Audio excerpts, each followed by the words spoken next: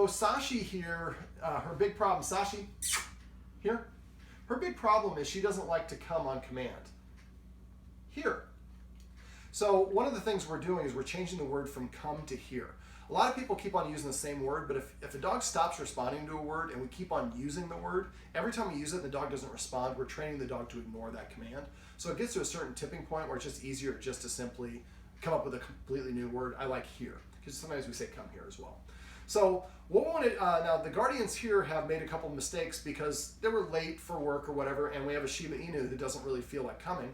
So they would sometimes trick her to come to a certain part and then snatch her, and so that kind of broke the trust a little bit. So now she's even more wary of coming towards them, and Shibas by default are kind of an aloof dog. So what I'm going to have you guys do is practice teaching her to come using this technique that I'm using here. Now I'm using the high value meat treats. What if I find a treat your dog will respond to? Here.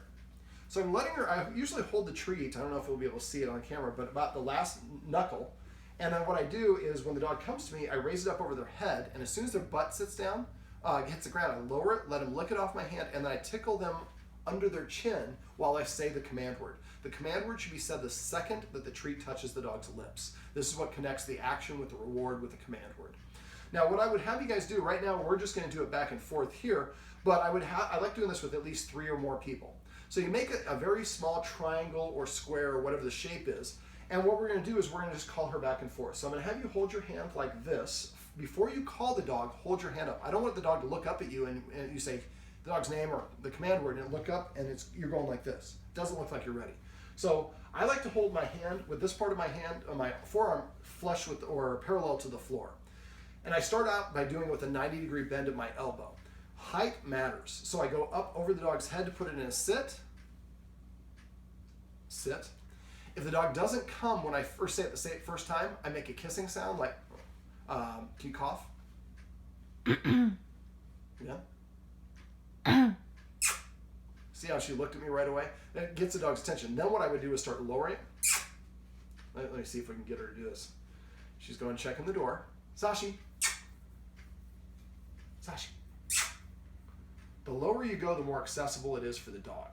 Now, usually when you go low, the dog will come over to it. Now, because I think the guardians have snatched her and tricked her in the past, she's, like I said, got a little bit of a trust issue when it comes to humans. So if she really won't come, the first couple times what I can do is I can, Sashi, here. She's not coming, so I take the treat and drop it. Now, I'm not going to continue saying here and wait for her to come. Here. Here. So I get her to come halfway, and then it's only an extra step to take the treat from me, so I'm happy to do that. But if we keep on saying here, here, here, here, here, we're going to water down that word, and she'll stop responding to that one as well. All right, Sashi, here. She's going straight for the bag. Sashi, here.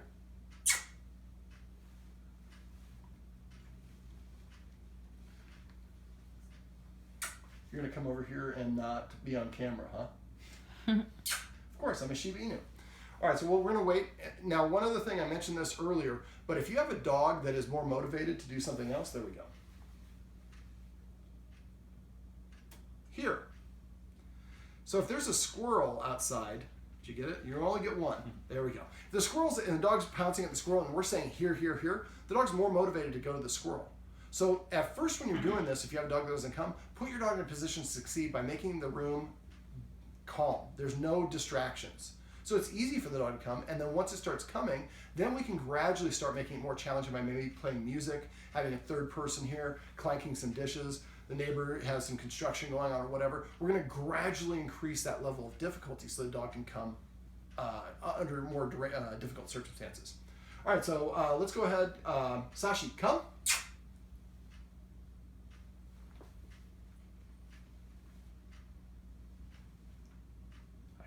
We're using the word here. So I'm going to put her in SIT. So I'm going to go over her head. Here. Now I'm going to have you hold out your hand with one and say her name in here. Sashi, here. Extend it to her. Now raise it over her head. Oh, now give it to her right away. Here. Here. And scratch under her chin.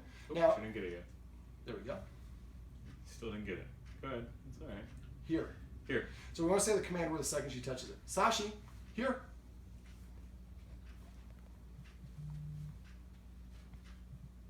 Here. Your turn. Sashi, here. Try using your other hand. Sashi, here. Here. So we're going to say the command word, and then we're going to give the treat. And so we're going to say it here, here, sometimes if she responds right away. Sashi, here.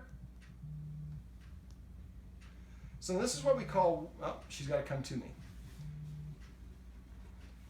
Here. If I go over to her to give her the treat and she stops, then she's controlling the situation. My game, my rules. You want the treat, you got to come to me. Here. Oh, she was already kind of here. Here. Now I only raise my hand to put the dog into a sit. If the dog already sits, after a while she'll sit on her own. We won't have to. Okay. Sashi, here. Now this is not working. There we go. Sashi, here. So because the guardians have kind of here, engaged in so much, I think she kind of is like, if I come to you right now, then I'm giving you what you want, and I decide what I'm going to do. So what I'm going to do is, again, the same thing. Here. Here. Now, when we're going back and forth, this is what we call a warm situation. She knows she's getting a treat. She knows what all the rules are. Nobody's trying to snatch anything. Let's go ahead and do it again. Sashi, here. Extend your hand towards her. Now raise it up. Oh, give it to her. Here. If I say extend it up or raise it up and she's already sitting, just go straight down her knee. If I can get my pocket. Here. Here. That's a full treat. So if we go back and forth like this, we call it warm. The dog understands what we're doing, and you're going to get a better response until she gets full of treats.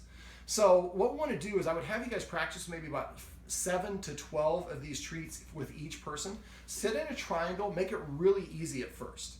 Now, when we go outside, there's a lot of distractions. It's much more difficult to get the dog to come in any situation, but she would rather be out there. One of the tricks I mentioned in the Guardians was to go out in the yard while she's out there, not stand at the door and say here, but wander around the yard and say, every time she comes to you, say here and give her the treat.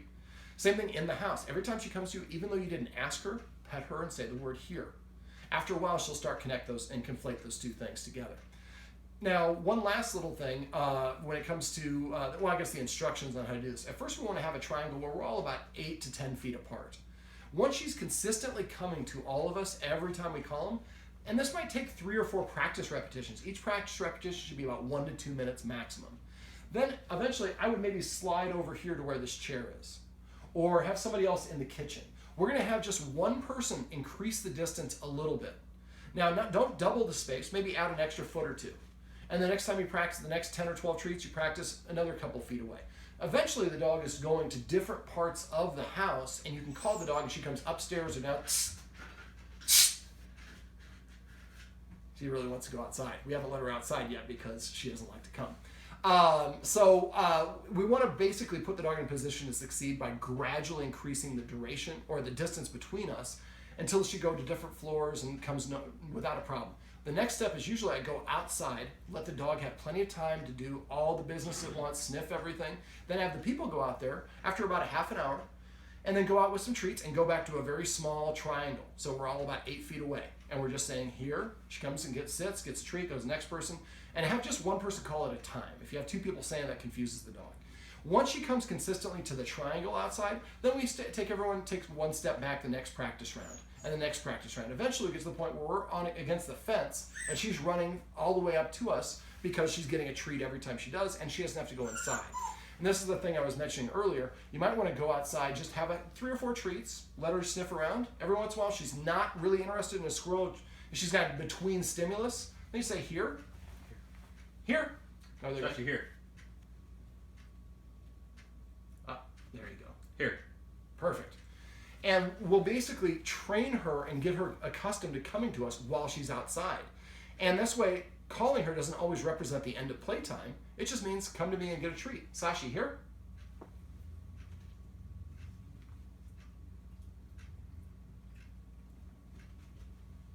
Here. Eventually, she's going to come start sitting in front of you on command and just waiting for you to give the treat so you don't have to go over her head. So this is how we can teach our dog to come to us on command.